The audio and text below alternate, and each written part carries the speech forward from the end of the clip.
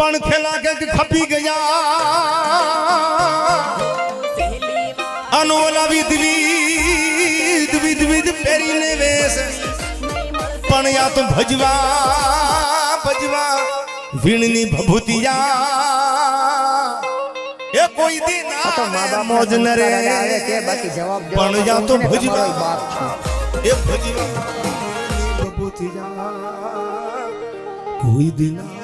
આ તો મા બાપના સંસ્કાર અડા આવે છે બાકી જવાબ દેવામાં તો હું છે ને તમારો બાપ વિધિ ફેરીને રે